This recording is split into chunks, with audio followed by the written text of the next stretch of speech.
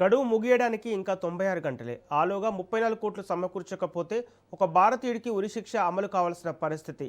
Saudi అరేబియాలో మరణదండను ఎదుర్కొంటున్న కేరళకు చెందిన అబ్దుల్ రహీంను కాపాడేందుకు ప్రపంచవ్యాప్తంగా ఉన్న కేరళ ప్రజలు అపూర్వమైన ఐక్యతను చాటారు.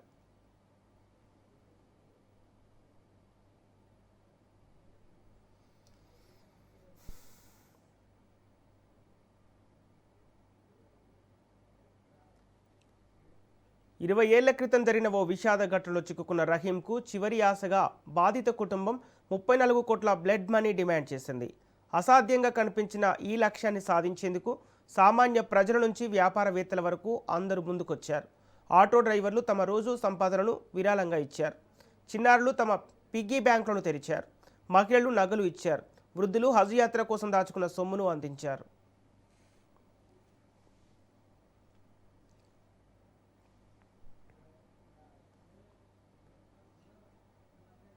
స్పైన్ కోడ్స్ అనే స్టార్టప్ రాత్రికి రాత్రే సేవ్ అబ్దుల్ రహీం అనే పేరుతో యాప్ను తయారు చేసింది. సోషల్ మీడియాలో విస్తృతంగా ప్రచారం చేసింది. దాంతో ఈ యాప్ను 7 లక్షల మంది డౌన్లోడ్ చేసుకున్నారు. పారదర్శకతకు పెద్దపీట వేస్తూ ప్రతి సెకండ్కు ఎంత డబ్బు పోగవుతుందన్నది తెలిసేలా లైవ్ కౌంటర్ పెట్టారు. దీంతో ప్రజల్లో నమ్మకం పెరిగింది. ఆటో డ్రైవర్లు తమ 24 గంటల సంపాదనను స్వచ్ఛందంగా ఇచ్చారు.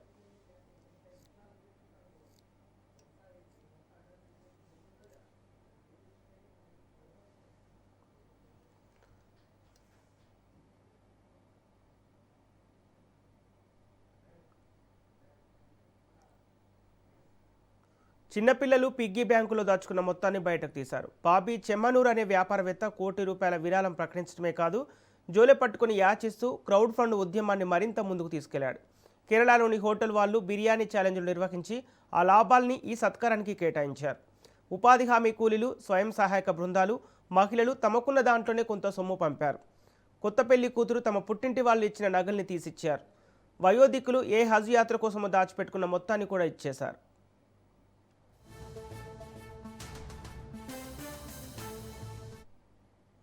యూట్యూబర్లు, సోషల్ మీడియా ఇన్ఫ్లుయెన్సర్లు వీలైనంత ప్రచారం చేశారు. అందరిలోనూ అబ్దుల్ని రక్షించుకోవాలనే తపన తప్ప వేరే ఏదీ కనిపించడం లేదు.